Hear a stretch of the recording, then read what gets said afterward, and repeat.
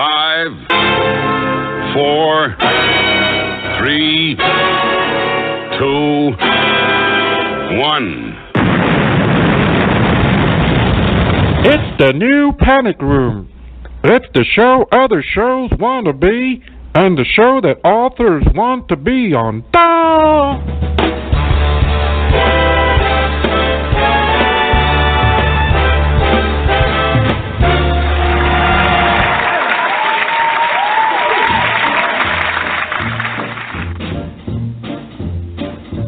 Oh, the shark, babe, has such teeth, dear, and it shows them pearly white.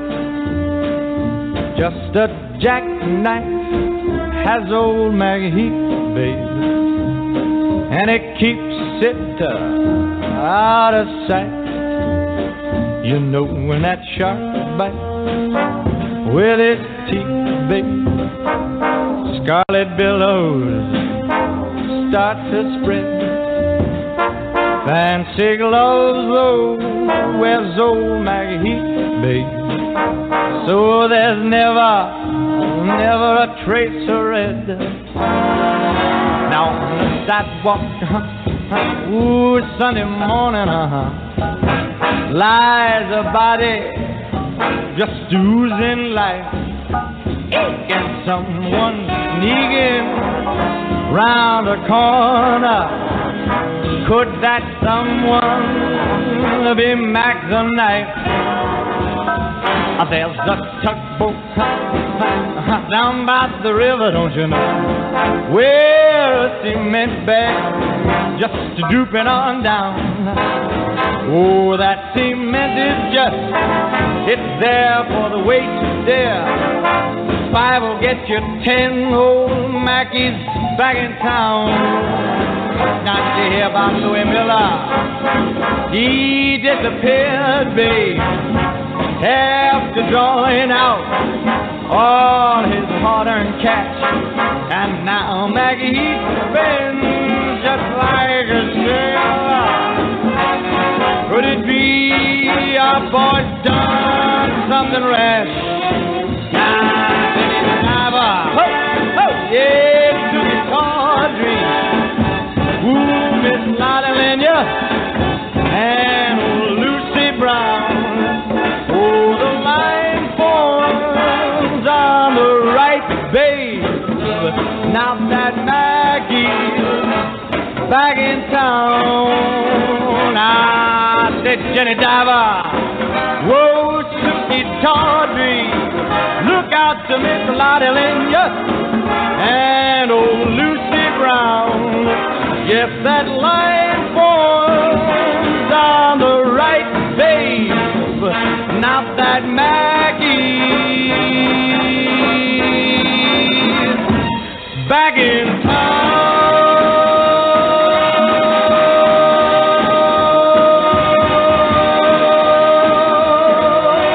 Look out, old Maggie is back. The all-new Panic Room radio show is brought to you by hellboundbooks.com. Well, good evening, dear listener. It is New Panic Room episode 131, which means there's been 130, quite literally, before this one. And it is, it's Thursday, it's the 14th of February, so happy Valentine's Day to everyone to whom that applies. And yeah, it is Thursday again. That was Bobby Darin and Mac. One of my favourite songs. I needed cheering up. A bit of a down day today, really, for me. But I mean, nobody cares, to be honest. But you know, for anybody who does, I cheer myself. One of my favourite tunes. One of my favourite songs about serial killers. And to be fair, don't know many more. Although you probably guarantee, you know, somebody's done them. Probably some death metal band, or it's called Anal Thrush or some such. But and as a rather charming segue into that.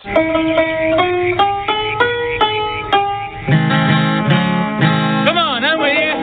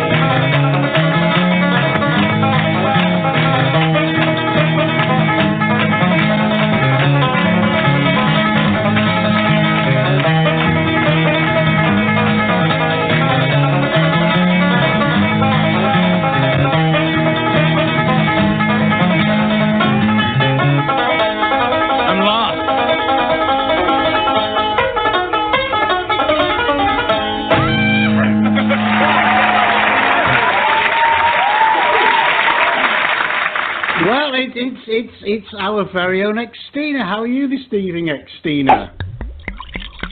I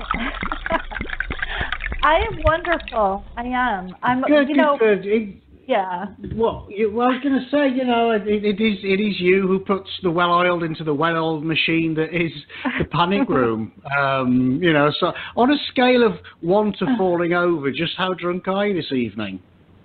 The drinking actually got in the other way around. The chocolate consumption got in the way of the drinking, so I think I'm like chocolate sick right now or something. I'm having a chocolate high. Yeah.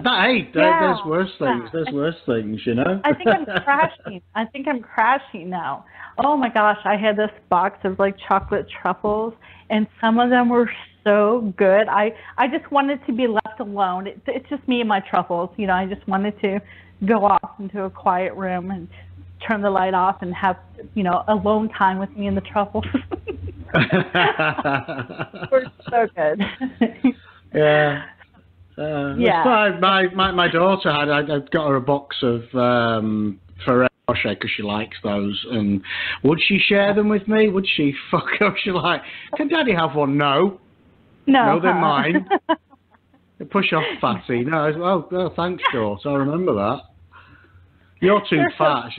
You're already too fat. She said, thanks. Thank you. Kids are. To be fair, kids are absolute bastards. They really are. They're horrible. I don't, as a general rule, I don't like children. I never have. And why I've had so many is beyond, obviously, I'm fertile. But, apart from the biology of it, what on earth possessed me to have 5 children? Yeah. I don't know. It's just not, I don't like them. Kids, as a general rule, I love them. I love my children because, we have to. But a lot of the time, I don't really like them. I mean, they cut you down with just a few words. Yeah. Mine will say something really, really rude to me or something, and I'll look at him and he'll say, but in a good way. I'm like, yeah, thanks for that. Yeah. Yeah, he'll tell me how lovely, I'm joking, my hair is, something, awful about my hair. I'm like, but in a good way. Thanks. I don't like them either.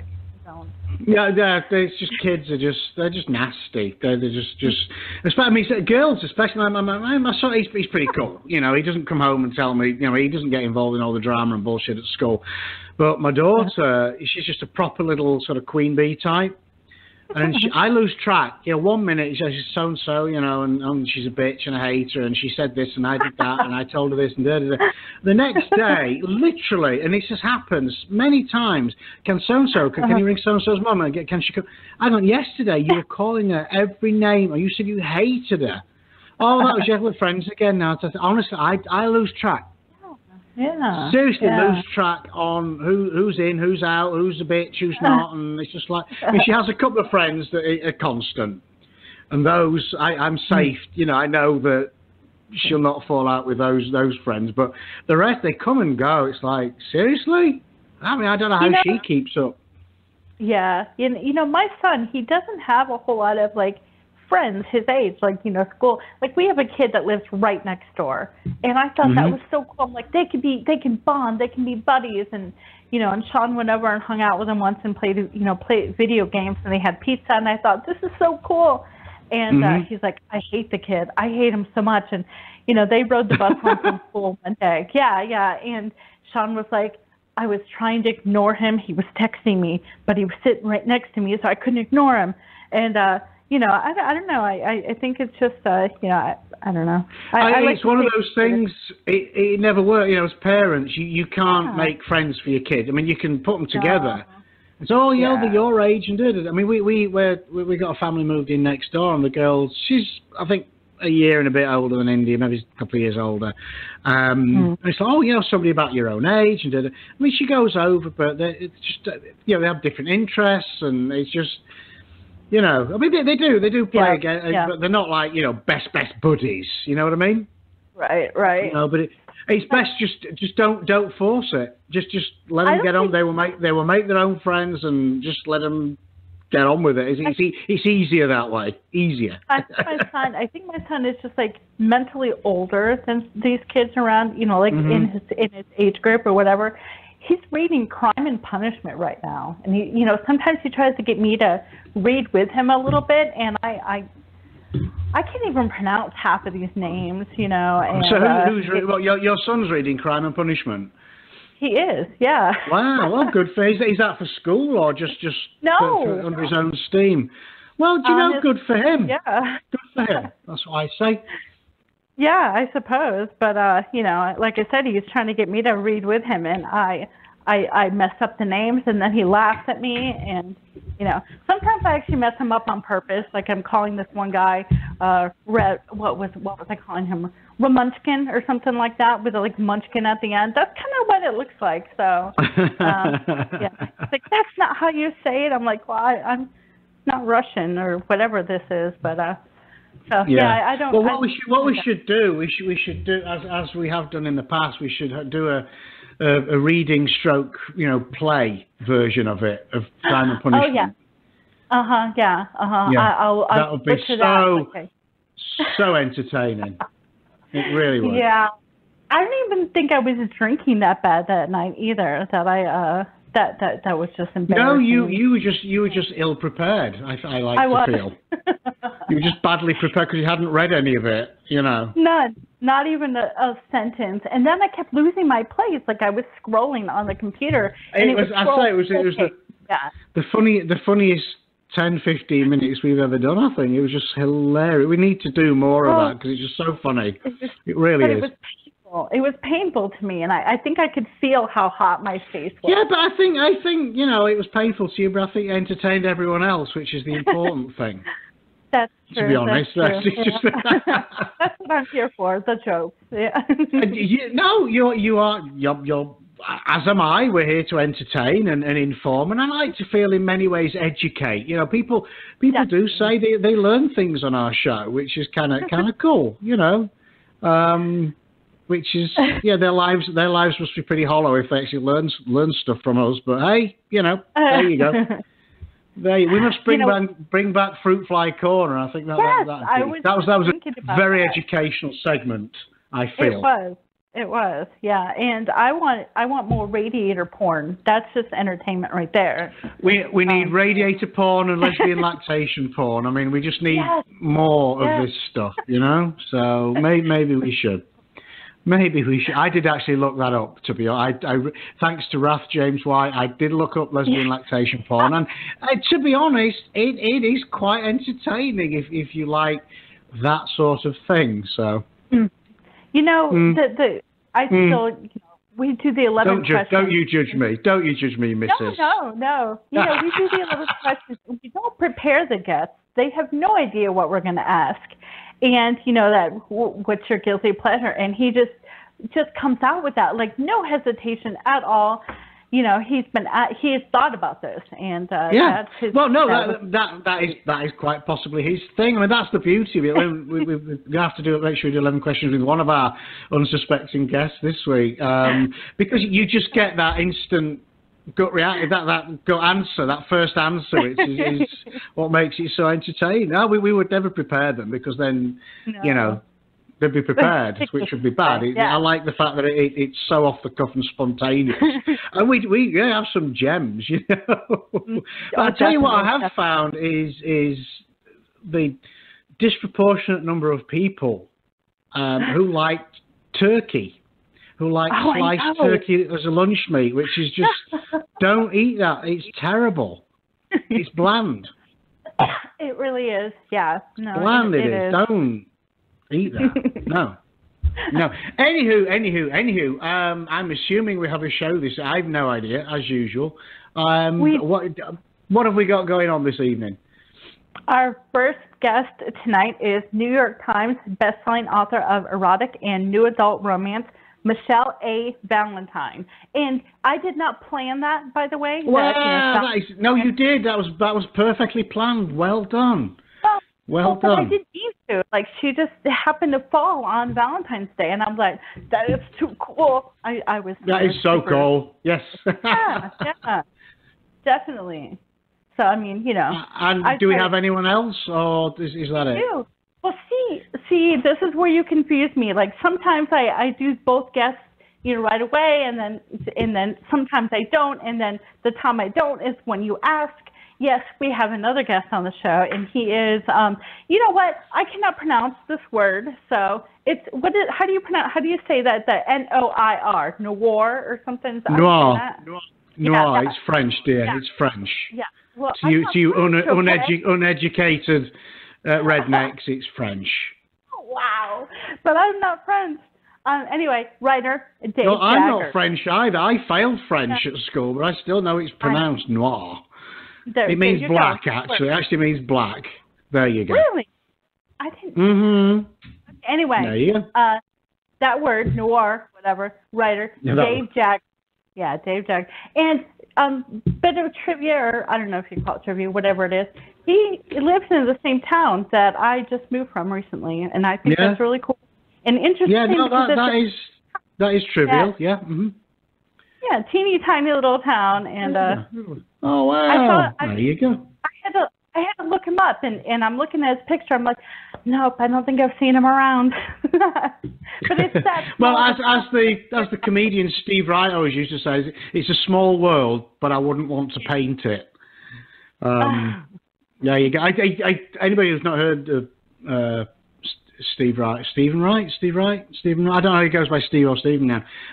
He was very big sort of in the 80s, early 90s. He just so dry. His humor was so dry. Incredibly funny guy. I don't know what he's doing. He's probably got a residency in Vegas or something now, but I will look him up during the intermission. I will.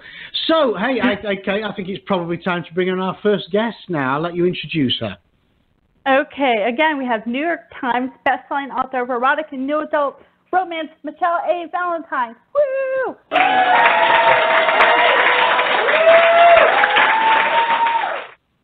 Hello, are you there, Michelle?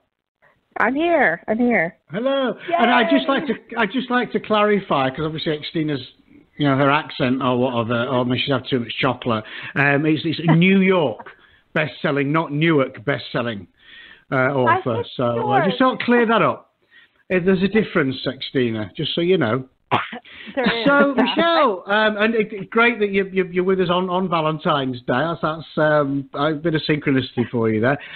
Thank you for joining us. And so you're here to talk to us about your book, Rebellious. Start again, Rebellion. I'm breaking these teeth in for a friend. I do apologise. Rebellious and Reckless.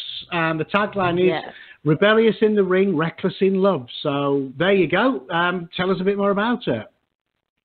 Well, it's actually not released yet. It will be a spinoff to a best-selling series I already have out. The readers haven't even actually seen the cover of it yet. But it will be my next release in April. So, I have the exclusive blurb release for you guys today. So. Oh, brilliant. Yep. Brilliant. Shall we do that? Let's do that now. Go for it. Go do that now. Okay. Yes. Okay. Let me get that here. So, I'm sorry, I put you on the spot now. I'm sorry. It says he's rebellious in the ring and reckless in love. Sky Cold knows exactly what she wants, and it's Luke Finnegan, the college campus star quarterback. The only problem is she's not even a blip on his radar. In order to get noticed by her crush, she's willing to exchange the extra bedroom in her apartment to Luke's tattooed older brother to find a way into his social circle. Baker Finnegan is determined to get out of his father's shadow and to do things his way. When he falls on hard times and the sexy but slightly nerdy co-ed Sky offers him a place to live in exchange for fake friendship, he can't pass up the opportunity. When Baker quickly realizes the only match he wants to make for Sky is one with himself, he must convince her to look past his reckless ways. So that is it. Wow. So it's part of a series. Where does this fit in this? I mean, how many books in the series so far? The first one is called Phenomenal X, and it is about a wrestler, actually. I wasn't sure how my readership would go with a wrestling character as a hero, but it's probably one of my best-selling books, and it still sells really well. People tend to really like that because it's different. So this book actually fits into the series because the female heroine in this story is actually the main characters from the first two books' daughter. So this is kind of more set in the future. All right. Awesome. Yeah, wrestling, you don't see, certainly, again, I'm not being sexist here, you're written by women. Wrestlers don't seem to have the same allure as, like, say, quarterbacks and soccer players and baseball players, et cetera, cowboys, that sort of thing. But wrestlers, and yeah, I like that. It's good to be different. And I have to say, I'm sorry, go ahead.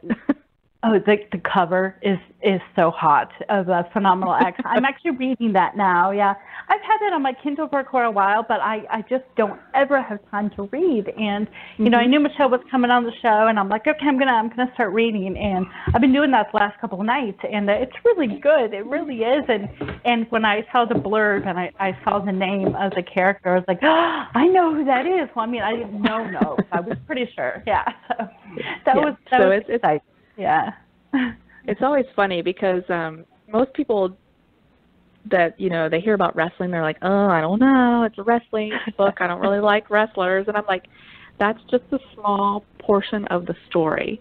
And the funny thing about the first part of the book is the first book in that series is when I was writing that, actually, one of my readers from one of my Rockstar series, when I announced it that I was writing this wrestling book, she messaged me on Facebook and she said, I have to tell you, she said, my husband is the WWE medical trainer. Wow. And I was like, really? I'm like, so you can read this and tell me if I'm pretty correct.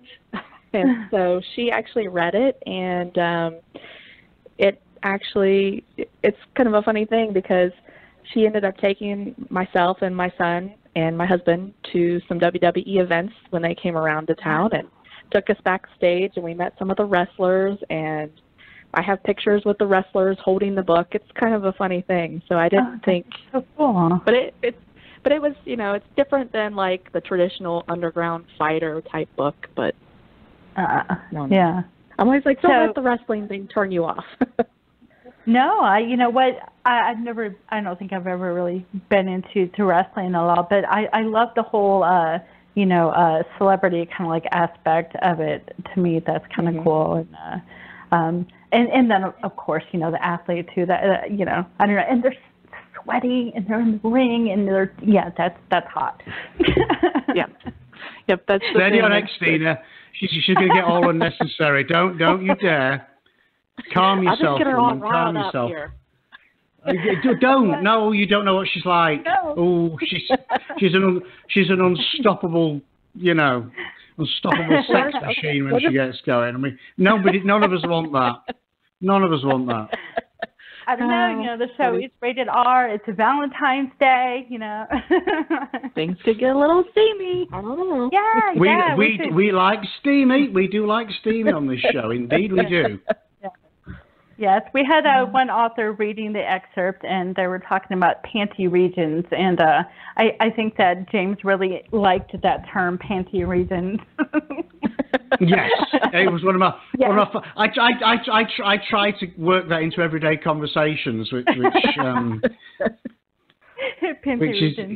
it's had me thrown out of a few places. I have to confess. I'll not be able to show my face in that kindergarten again. That's for certain.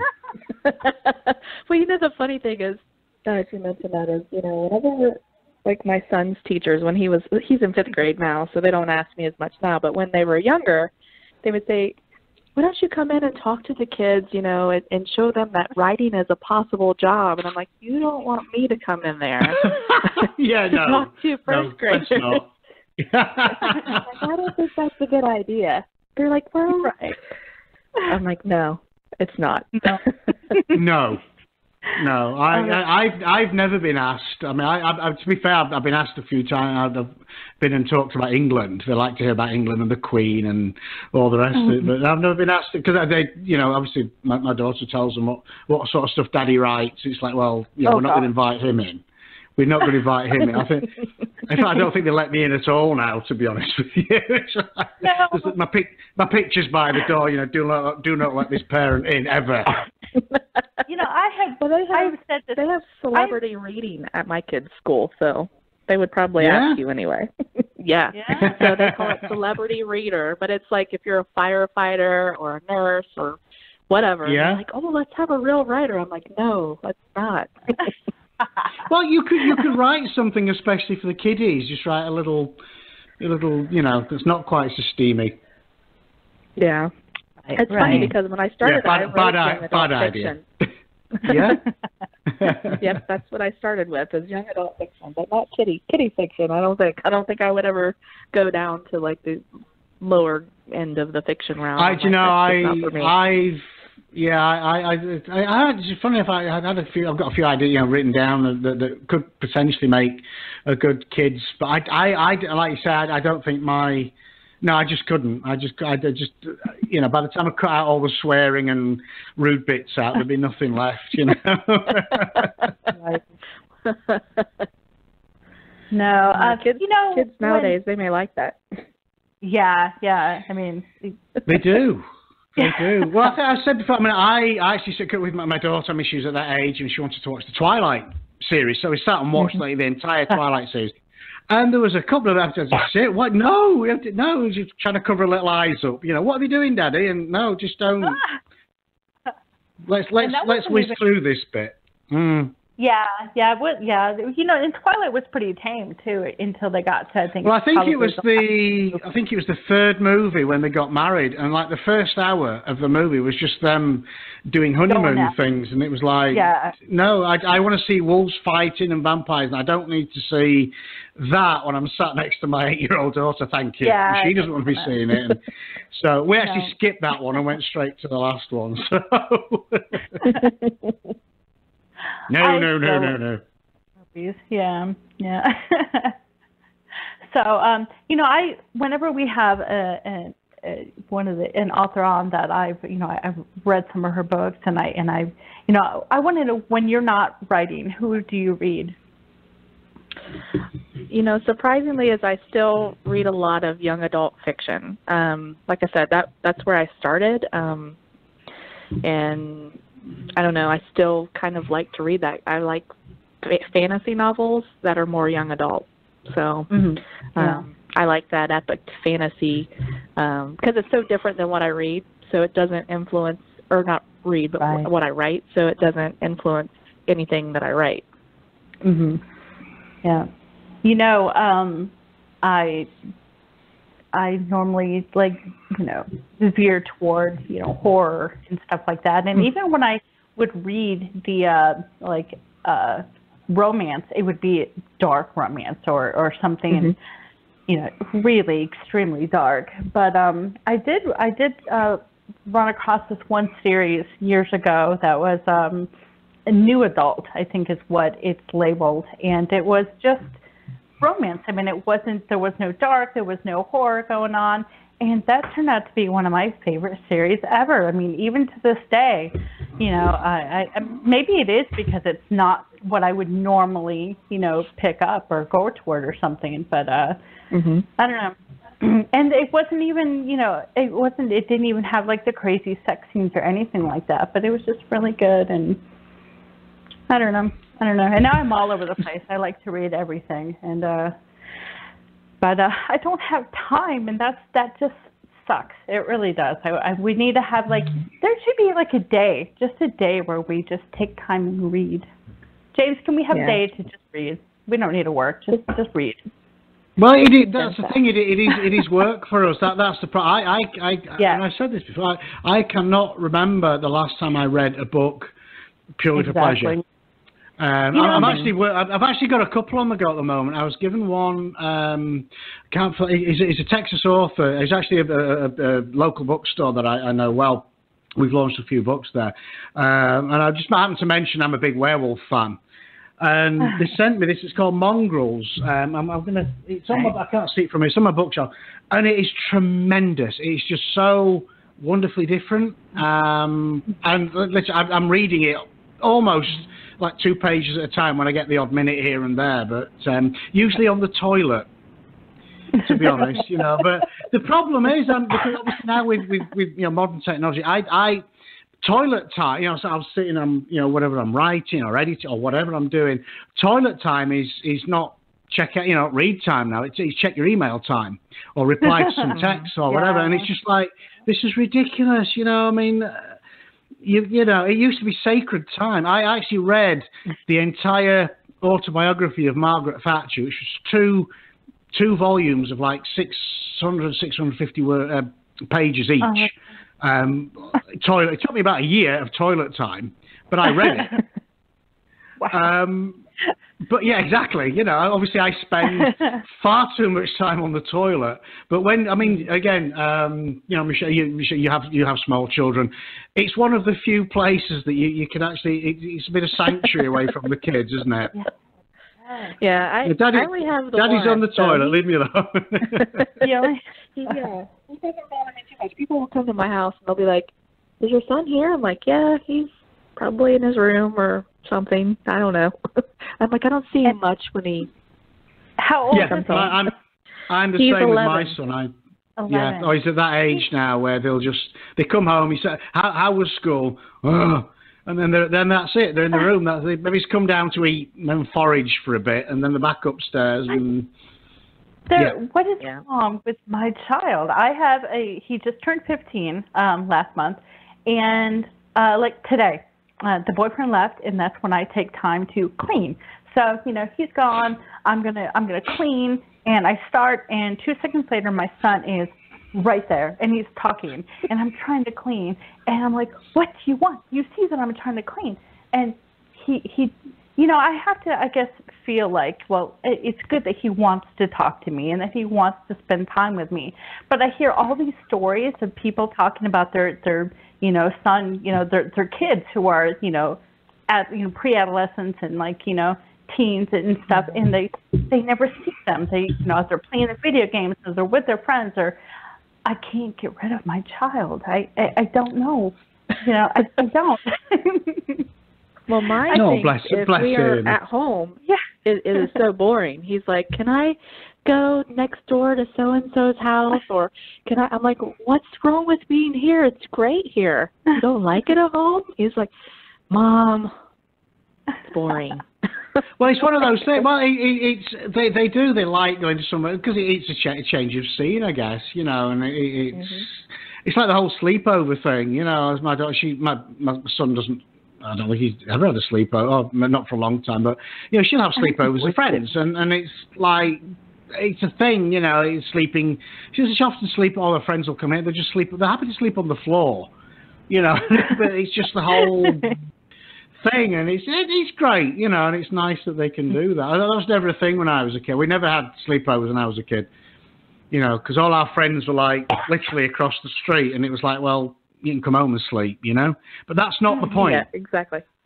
That's not the point. I get that now. They want to stay up all night, is what it is. Yeah. Is they want to stay up all night and giggle and talk, and I'm like, I just go upstairs, and I'm like, don't be too loud and don't wake me up. See you tomorrow. That's it. That's the general rule. Just as long as you don't wake me up, do whatever you want. I don't care. Just be quiet about it. That's what it was like with my daughter. We did a lot of, and I remember when I was a kid too, I would have my friends come over, and we would stay up until 2 or 3 o'clock in the morning watching, scary movies. And I remember this, we had Dr. Pepper, Doritos, and cheese dip, and that's what, like, every weekend, that's what we would have, and it was so good. I miss that. I'm thinking that sounds really good. Champion. Yes, definitely. My husband, the only thing is my kid's on 2 basketball teams right now, and he has games all weekend long. So my husband will be like, "No staying up past 12. You have a game tomorrow." My kid's like, "Oh," and I'm like, "You got to do what he says." He's the mom. Yeah. For me, you could stay up all night. I don't care how well you do in your game. Now, with you writing about the wrestling, and then the new one is a quarterback. Are you a big sports fan? Well, I grew up with 5 brothers.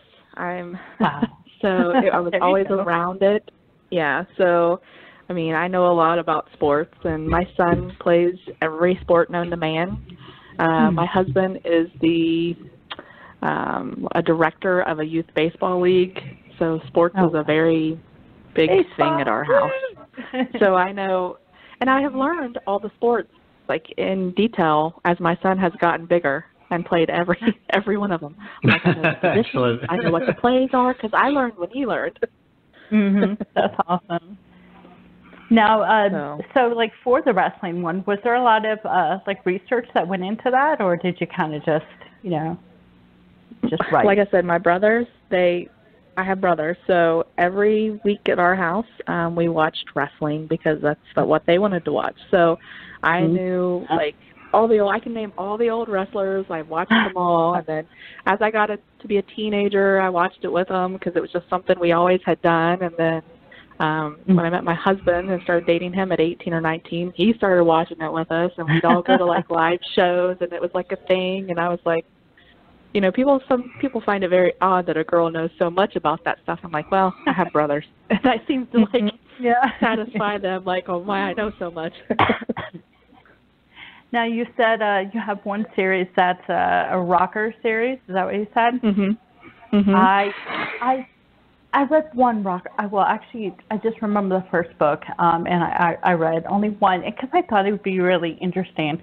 I read, and you might know of the book. I'm not going to mention the name, but I read this book, and it was the first one in a rocker series, and it had such a sad ending, I guess, that I remember closing the book and thinking I just wanted to walk into heavy traffic. I mean, it was that sad. I'm like, this is awful. I'm never reading another rocker book because of this now, But I should give them another shot because I always thought that would be a really, really hot, because mine are very, like, snarky and fun, and all of them have like a happy ending on them, so it's not. I don't get too heavy. I'm too lighthearted of a person in general to write really, really sad things. Yeah, I don't mind occasional sadness or something, but I don't want to go into a deep depression when I read. Yeah, exactly. A little bit sad, but not too much, because life's too sad in general. I don't want to deal with that. Right, and definitely don't end like that, or something. But no, I should definitely give it another shot, though, because when I was younger, I had, oh my gosh, let's see, a crush on. I loved Axl Rose. I loved, there was just, I know, wasn't he hot? We actually just, I was talking about it the other day, and like my grocery store started playing "Welcome to the Jungle." Over the speaker when I was like shopping in the grocery store, and I'm looking around, and I'm like, you've made it to be old when the grocery store is playing songs your parents hated. I remember being in the grocery store and hearing Skid Row's "I Remember You," and I'm thinking, they're playing Skid Row at the grocery store. Yeah, we've definitely gotten old. Yeah, that's the thing. It's like, it's my brothers and stuff. They all listen to like that heavy metal back then, and the things they used to wear, and I'm like, oh, you guys. They've been some good character inspiration from my siblings. Yeah, I bet. Yeah. So, let's see. Did James fall asleep? Did we put him to sleep or something while talking about no, rock and roll? I'm just enjoying listening to the gossip. It's great. Yeah. It's nice. It's soothing. Yeah. He plays some music for on the show sometimes, and I think last week I did not know any of those songs. I didn't know who was singing. I think. To be fair, they were all sort of from the late 70s, early 80s back in England, so I don't think any of them made it across the pond, but they were dear to my heart, and that was the important thing, I feel. I think the early 80s, here in the U.S., it's funny how much music from the UK made it over here and made it so mainstream, I think, thanks to MTV. And I actually read an article about that in the UK they were doing music videos long before MTV came out. MTV pulled music videos from there so they had content to play, and that's how it all happened. We got so much of it here in the early 80s. I'm like, very cool. Didn't know that. Yeah, there you go. There you go. I don't know what happens to music anymore. I don't think that there anything that's being put out, especially for somebody who's a rock and roll fan. Like I can't think of any contemporary rock and roll band that I think is any good at all. It all seems to be obviously the rapper. I hate rap. I have to say, I absolutely hate it. I think if you can't sing, don't bother. Seriously, don't just talk over the music. That's not singing, okay? He said, sounding very old. It's all right, and then obviously you've got the other side of the coin. You've got the Ariana Grandes and all that, which it's kind of pop, isn't it? It's pop.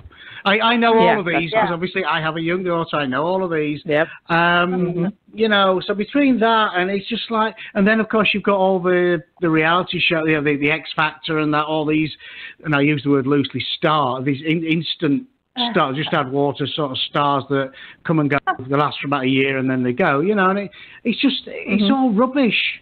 It is. I don't think anything musically, for me, music stopped sort of 1983, to be honest. There's been nothing good since 1983, I have to say. Maybe, okay, I'll stretch it, maybe it's 85, 86, we'll go that far, but beyond that, no, it was just all bilge.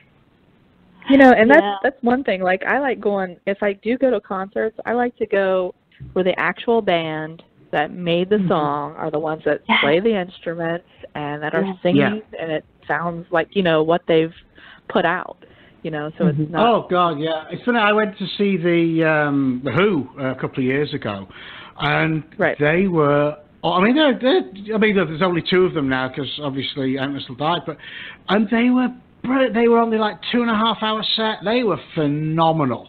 I saw the Stones many years ago in London. They were fantastic. One of my first crushes, Debbie Harry and Blondie.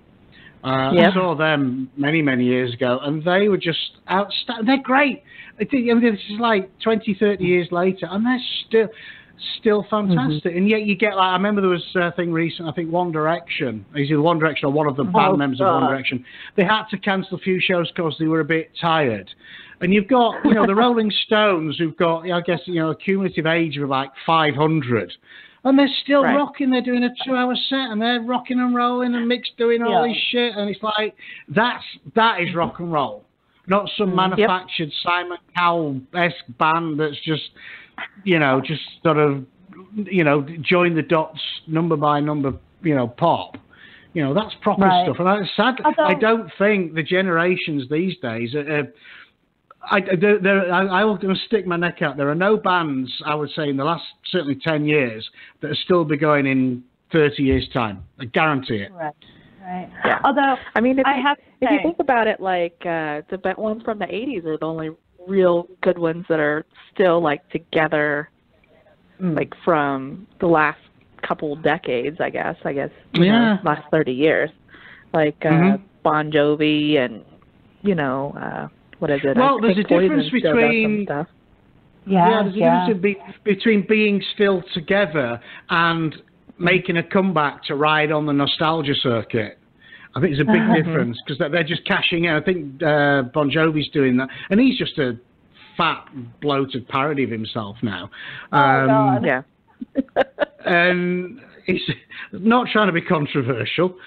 And I think that's it. They think, they sort of going, they break up, they do their own thing or just go into obscurity for a bit. Of course, give it 10, 20 years and they're back on, everybody who remembers their old parents now, they drag the kids to see them and what have you. So I went to see Madonna again a few years ago, and having been a big fan from the 80s, and I wish she was okay, but no.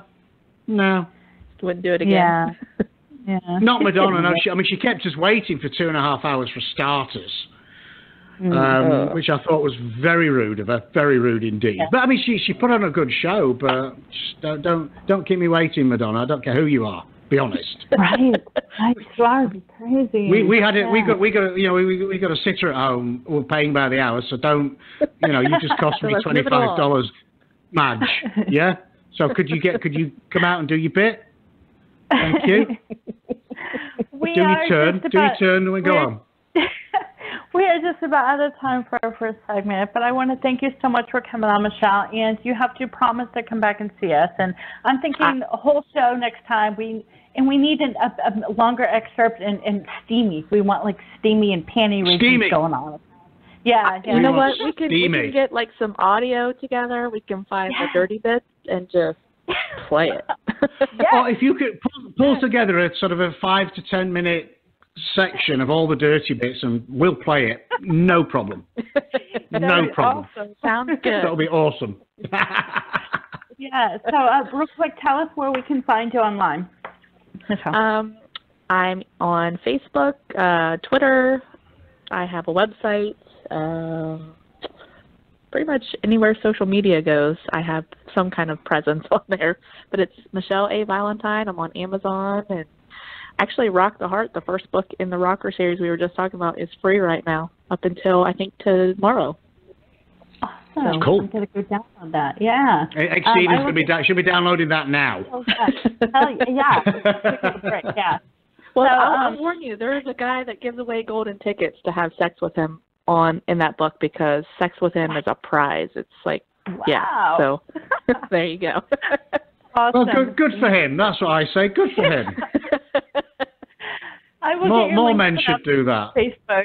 I'll get your links put up on our Facebook page so that anybody can go there and stalk you. And I can't wait to have you back. And again, thank you so much for coming on the show. All right, thanks, guys. Have a good day. Yeah, thank you so much, Michelle. Have a great rest of your evening. Thank you for joining us. And we will be right back after this word from our sponsors.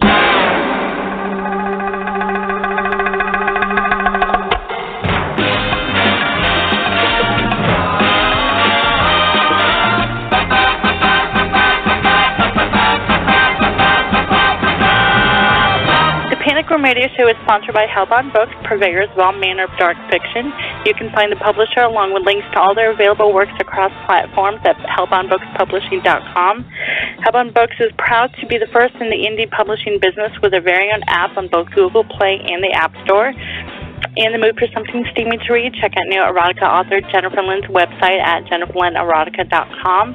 You can find James at his website, www.jameslongmore.com, and Xtina has an author page found on the Hellbound website. Don't forget to follow the Panic Room Radio Show on social media. Our Facebook page, Unofficial The Panic Room Radio Show, Twitter at Panic Room Radio, our YouTube channel, The New Panic Room Radio Show, and come visit our website at www.panicroomradio.com.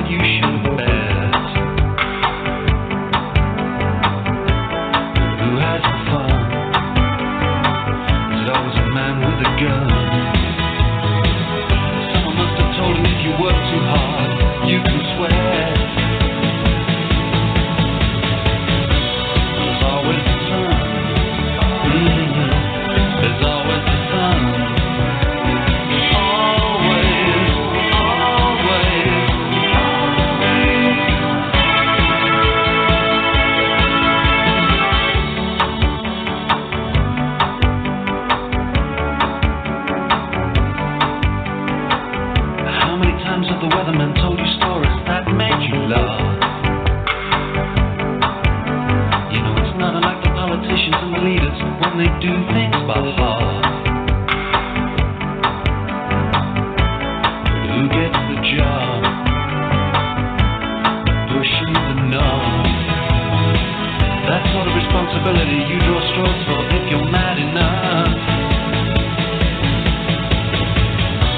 There's always the sun. There's always the sun.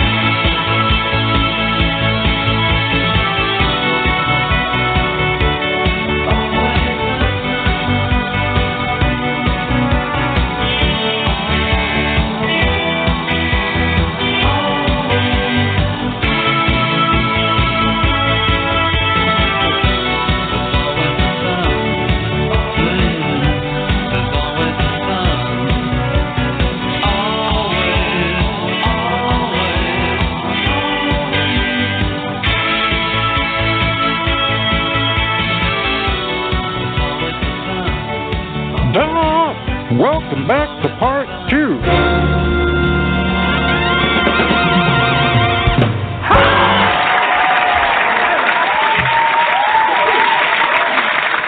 And we're back. Is Xtina back, one wonders? Are you there, my dear? I am, yes. Hi. Hello. Actually, hello. it was You another. sound like you're high or something. No, it was one of those moments where I was listening to the music fade out, and I did not see that you were actually back. So I was a little in panic mode there, thinking I didn't hear that I was not muted anymore, and what if I have, So yeah, I was having. No, you are. You can mute yourself at your end, but I keep you on just in case. Just in case I get waylaid from the bathroom, so it could happen. Or if my bathroom stays longer than anticipated, if you know what I mean. And it does happen. It can happen easily. Easily happen without. Yeah. Moving on. No, I'm moving on. I was going to say when we were talking about music and everything, I'm probably going to mention this. I don't know about every week until then, but maybe it could happen. Then I'm going to go to my first concert in April, and I'm so terribly excited. And who is it? Who is it you're going to see again? Kiss. Yeah, you will look. Kiss. They put on. I mean, for a bunch of old men, they put on a. We're saying about eternal rock stars. They're up there. They put on a cracking show. They really do. They're good. I've always. You will have much fun. Yeah. You'll have much fun. It's one of my dreams, though. I think this is a bucket list thing. I love Alice Cooper. I do. I just love Alice Cooper. So yeah, does he still tour? I mean, I think so. Maybe not all the time, but when he's not doing Sunday school, because he's a Sunday school teacher, is what I hear. Yeah. Yeah. Yeah. Awesome. There's irony for you. There's irony for you, but good for him. Good for him. Yeah. So I mean, he probably, like I said, but nostalgia circuit, etc. He probably will. So you must. This I got somebody coming to Houston actually, and I really love. I can't remember who it was now. Really love to see them, but I can't remember who. So not the Who. No. Obviously seen them. seen Roger and the boys, but the wonderful thing about the Who is actually, and I didn't know this, they introduced him. Their drummer is Zach Starkey, who is Ringo Starr's son. And he's been with them for like a long time. He's a bit of rock and roll royalty there, you know. He's just like drumming away, and he's like, yeah, it's Ringo's son. It's, wow, that's cool. Yeah. I am very, very easily impressed, I have to say. I surprise myself sometimes. So, do we have anything else going on, or is it bedtime now? No, it's not quite bedtime. We still have a half an hour to our show. So look alive. We have... Do my best. Yeah. Okay, we have... I'm going to try to say it again. Rural... Yeah, I can't. Noir writer Dave Jaggers. Rural noir. And I'm intrigued. I want to know what rural noir is, actually. So we need to bring Dave Jaggers on, I'd say. Are you there, sir? Yes, hello. Yes, you are. Hello. So, welcome to the show. Thank you for joining us. My first question is rural noir. Define, please. Well, I wish I knew. That's what several books that I've read. You should know it.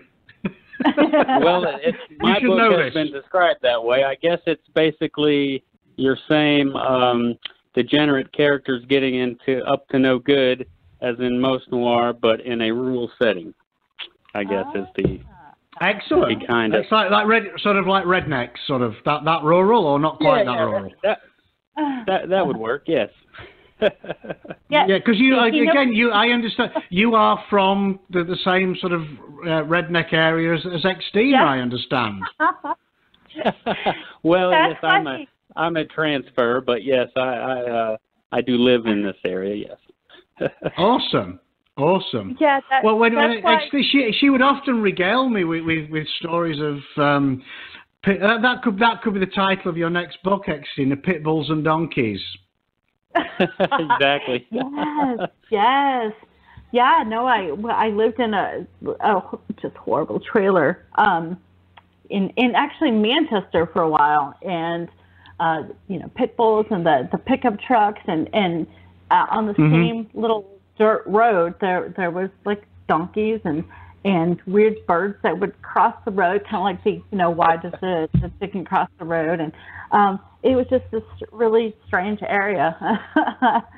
Oh yeah. But but I was in Tullahoma just until a couple of months ago, and I still can't believe that that's where you are, because it was such a small area, I think, anyways. It's a small area. Yes, it's definitely a small area. That is strange odds. It is. I pulled up your picture, and I'm like, I wonder if I've seen him anywhere. And no, I can't say that I have. So, but no. So yeah, we have to hear more about your book. So tell us about it. Down in the Devil Hole. That sounds really. Yeah, down in the Devil Hole.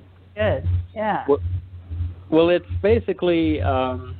I guess a series of, or a set of short stories all interconnected. So it started out as a single short story, and then somewhere along the line I read and absorbed Donald Ray Pollock's Knock 'em Stiff, which is a fantastic book if you've not read that. And that really opened up the idea of how to link all of these short stories into one coherent piece. And that's what I did, and came out the other end, and here we are. It's set in rural Kentucky, and there's a storm barreling down on this small town, and it's all happens in the space of 2 days, and it's all these different interlinked stories of people and how they are affected by the storm, how their lives change course due to events that coincide with the storm, all of those kinds of things. So it's been a journey.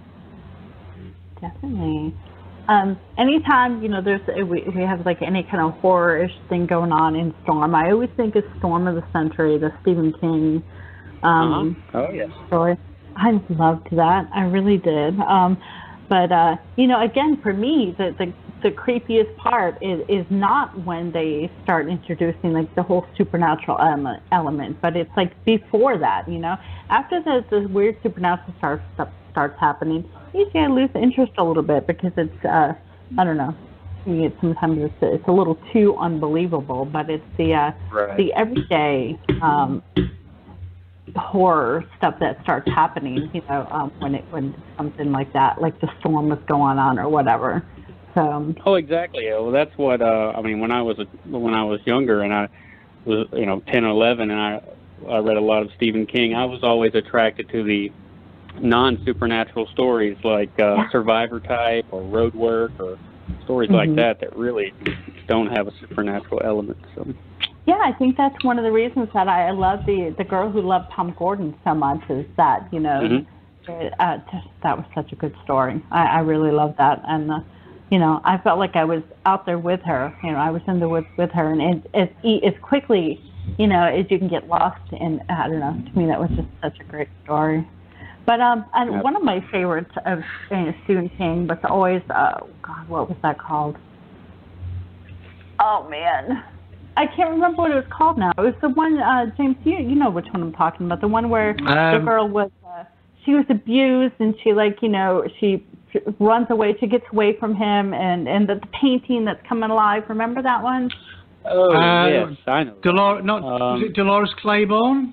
No, but it's connected. No, it was connected with. Yeah. I know the one. Yes, I know the one. It was set in during the eclipse, wasn't it?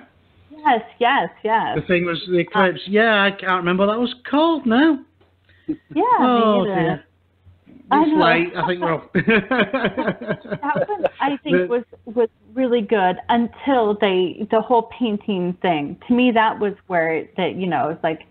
Right. That was Rose Madder was the one with the painting. Yes. And that was terrible. That was up until the whole going into the painting thing, it was really good. But then it was like, no, Steve, what are you doing? Yeah. What happened? Yeah, exactly. Before that, I think it was. But it reminded me a lot of. Do you remember that movie with Julia Roberts, Sleeping with the Enemy? Like there were so many. So many things that were to me were just like that movie that and that was good. It didn't have any kind of supernatural thing going on either, so at least I don't think so. I don't remember it. Well, I tried to steer clear of that. There's not really. I mean, there is one story. I guess the title story, Down the Devil Hole, has a slight tinge of that, but really it's all psychological horrors, I guess. So. I did like a good psychological horror. Yeah, something. I have been watching, what is that show that Sharp Objects I just started watching, and I haven't gotten too far into it. Have you seen it? I've seen. I'm about halfway through that. So. What do you think? Are you liking it? Yeah, it's the kind of thing that I tend to watch. Yeah, it's well written and. Kept me watching, so that says a lot. That's what I started watching for, because I remember I saw Gone Girl, and then I read her book Dark Places, and I thought I just liked the kind of like mindfuck, I think that. Oh yeah. That's what, and it does seem to be kind of, I'm going to say kind of slow, but it's the whole atmosphere is.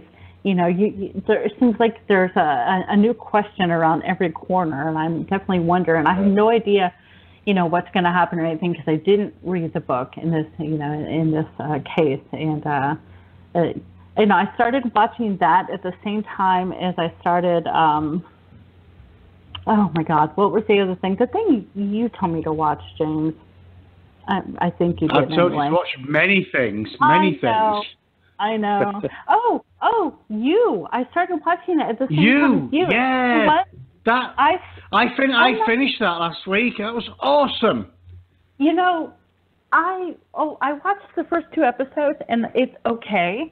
And the only reason I say that is because I read the book, and I loved the book. You have to read the book, James. You have to read the book. So after you read the book, I should. Yeah.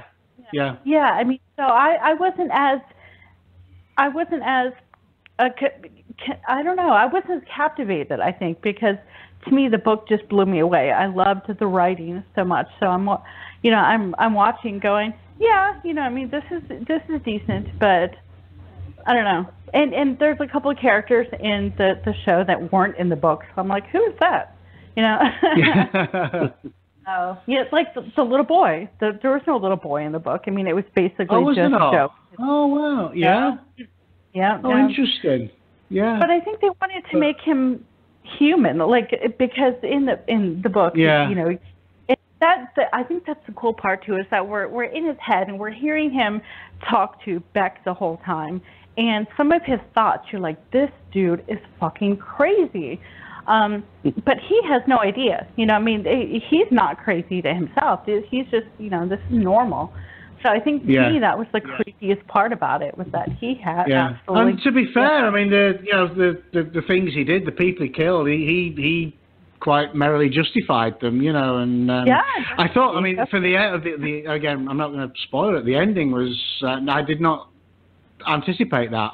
They were very brave with the ending they did, because it was like, whoa, it's okay, But highly recommended. Highly recommended. Yeah.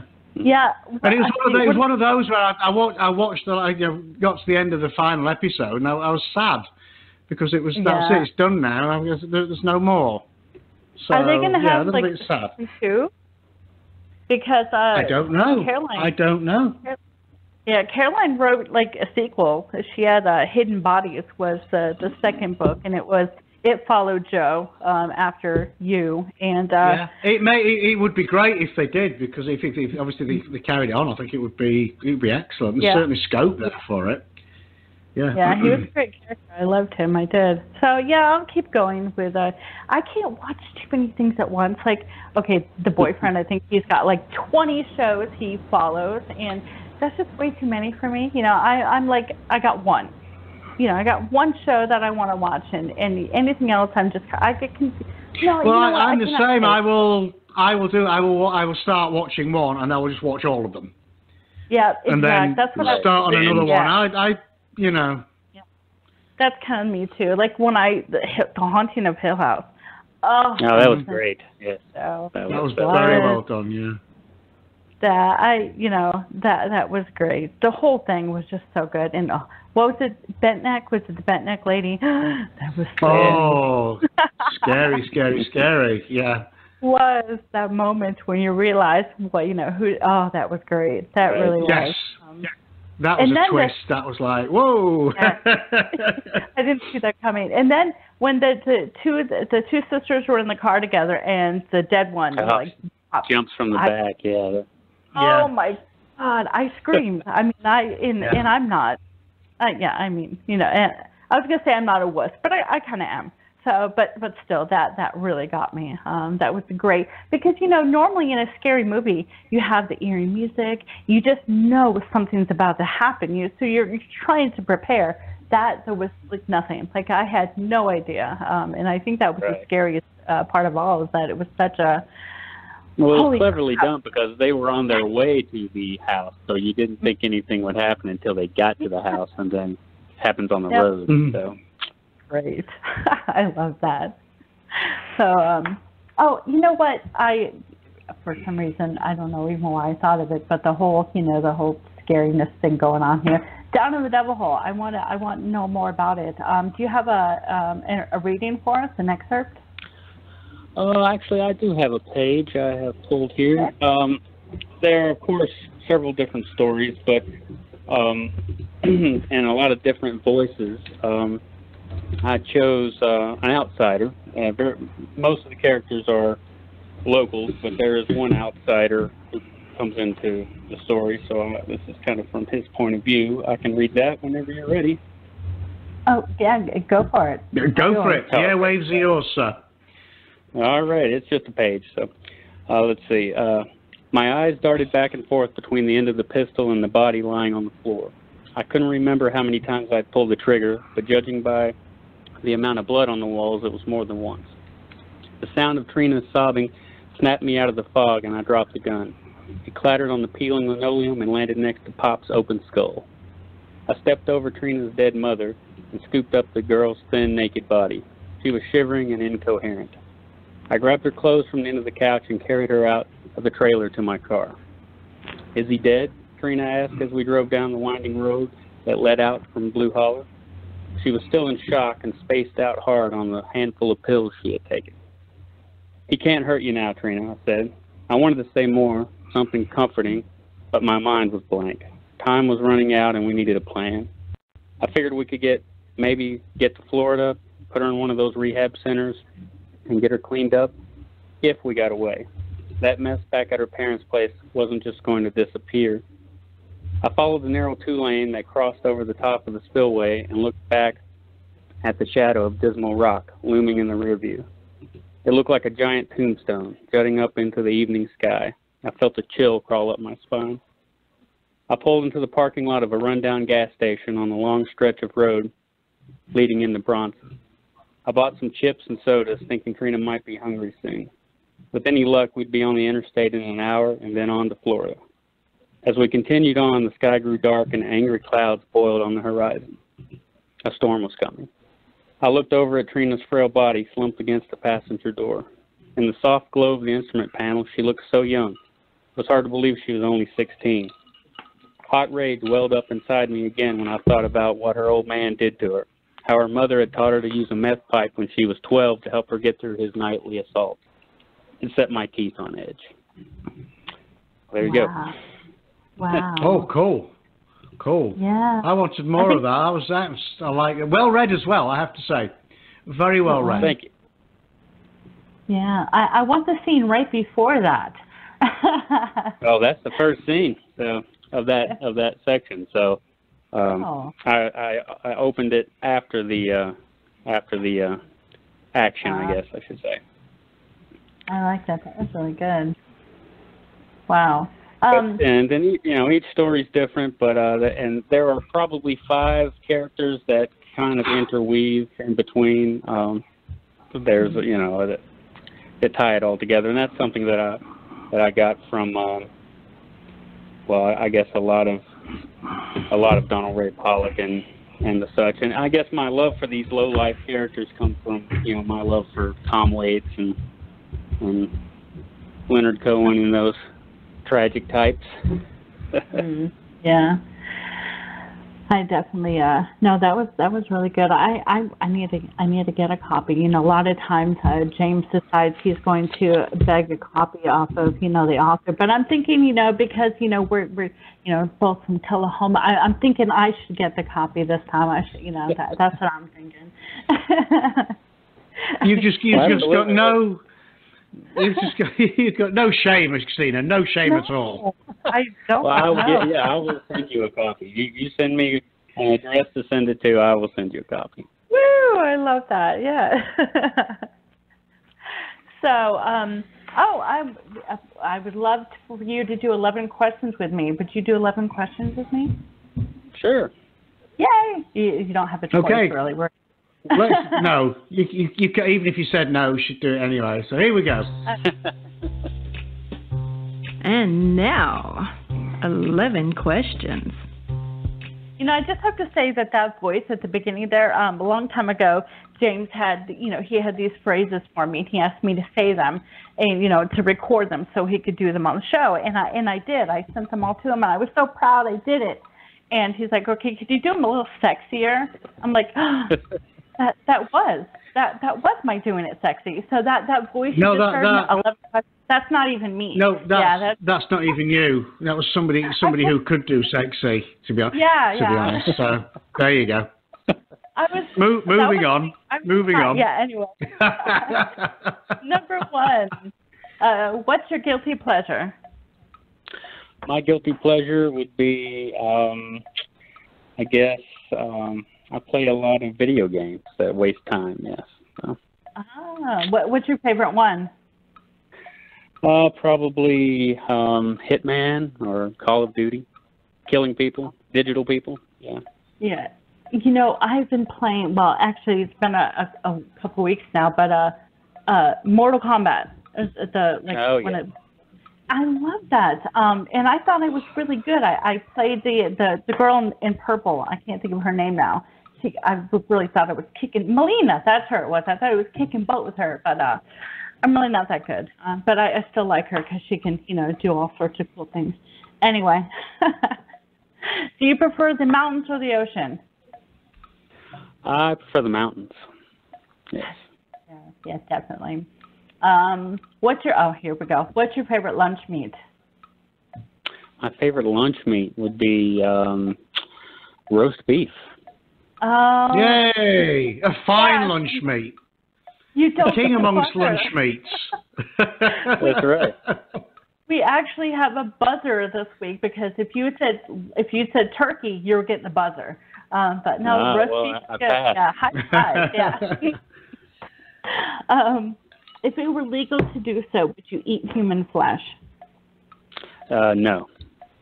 Thank you. That's pretty easy. Yeah. Yeah. That's a good answer. For some, yeah. Mm. James is gonna, I'm glad I don't have to struggle with that. Yeah.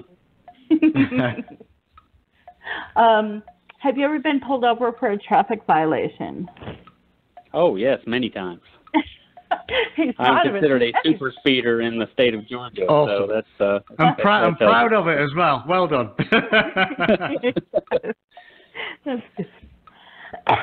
Sorry. Android or Apple? Apple. Okay, fine. I don't have the buzzer in front of me, so I can't buzz. Oh, do you want to do the buzzer? Let's do the buzzer. There you go. There you go. There you go. Sorry. I'm an Apple man as well, so you're in good company. Once you go, you can't go back. No, you can't. And I switched. You can't go back. No. Which franchise is your favorite? Halloween, Friday the 13th, Elm Street, Hellraiser, or Saw? Oh, Hellraiser for sure. Yay! Yeah, you're doing well tonight. Dave. Well done. You are. And I don't think that's a big answer. I mean, James is, of course, his Hellraiser, but I think you're the only first person I've heard. What did you make of the most recent Hellraiser? Did you see that yet? I did. I'm kind of a purist. I kind of like the original idea. Yeah. I guess they've kind of spread it out a little further than I'd care for. I just like the whole concept of the puzzle box and the fine line between pleasure and pain, and it's the basic concept of the original is still a beautifully done work for me. What could go wrong with bondage and demons or whatever. So good stuff. Not exactly. BDSM and demons, you really cannot go wrong. It's just a good combination. Moving right along. Roller coasters, yay or nay? Oh, absolutely. Woo. Yeah, definitely. The bigger, the better. Yeah. Give me one interesting non-writing related fact about you. Let's see. I once played a private concert for Jane Goodall. Bluegrass music. That group that I was in for a few years. That's something kind of weird, I guess. Yeah, definitely. She's a lovely lady. Yeah. Okay. What is your least favorite part of the writing process? I think editing. I love the story ideas. I love brainstorming and writing a million ideas down and then going back and sorting that into a coherent work is nice. But then you get done and you're so excited and then it's like, oh, okay, now I've got to do 12 rewrites. No yeah. I don't think there's many. I don't think we've come across many writers on the show who actually. I love editing. It's the best bit. It's just. I think we all dread it. I certainly do. I just like. It is a necessary evil because that's where the thing does come to life. But I think for me, because you've written it, you've got to the end, and mentally, right, I've got to the end, and your brain is off to the next project. Oh, yes. It's reining it back in. Right, I've now got to go back right to the beginning of this. I mean, I'm one of these people. I will not.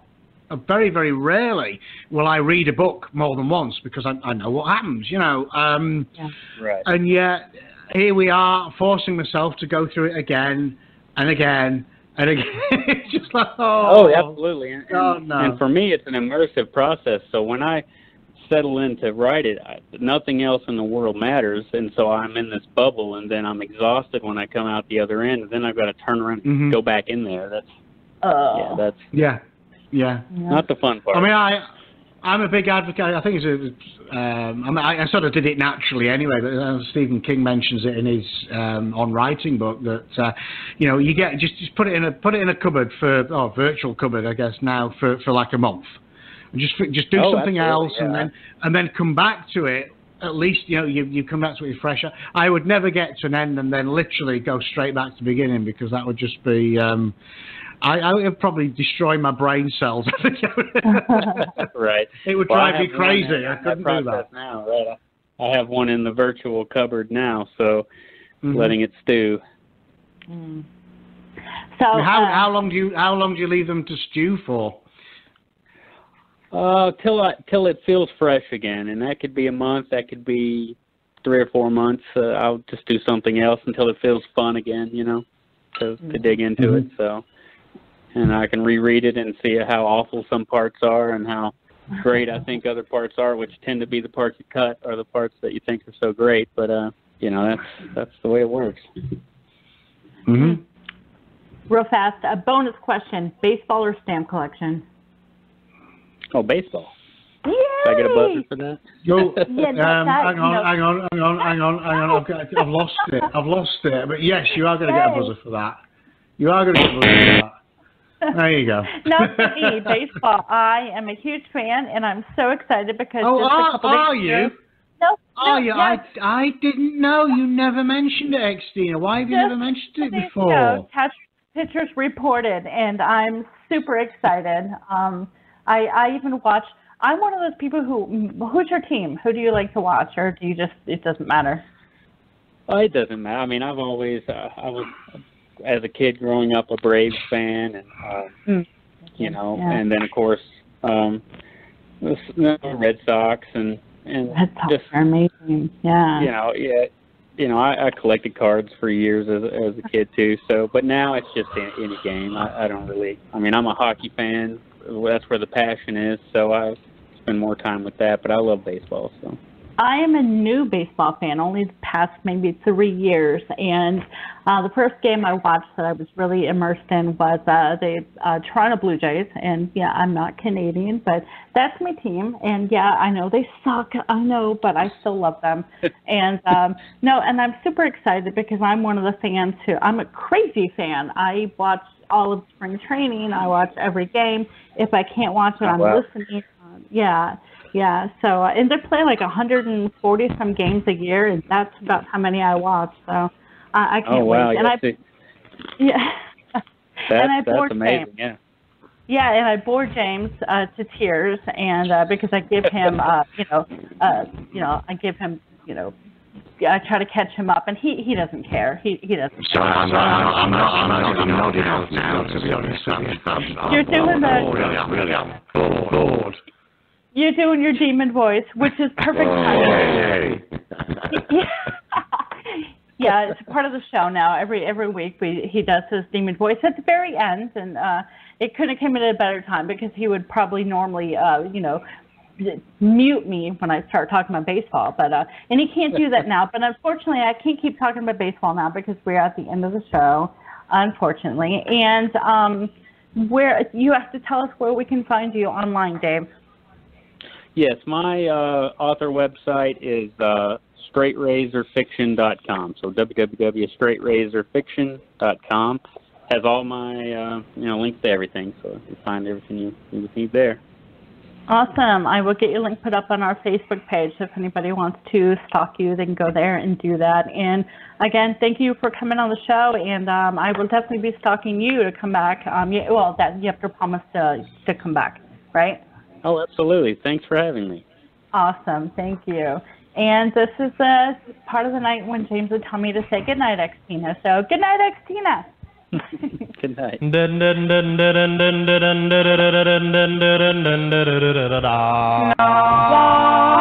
Love you like I do.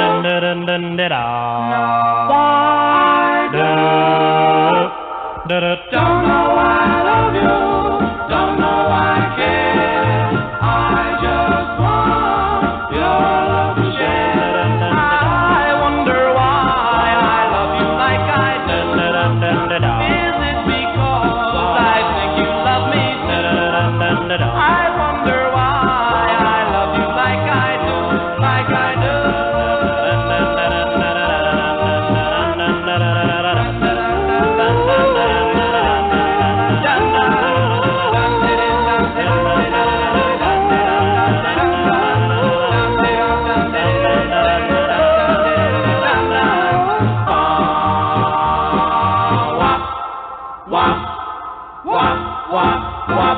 I told my friends that we would never part. They haven't said that you would break my heart. I wonder why they think that we will part. We will part.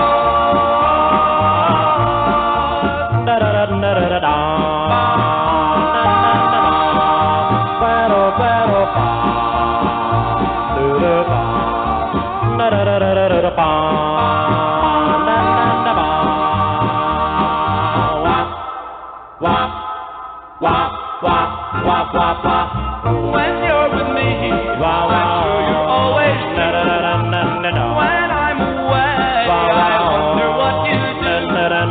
I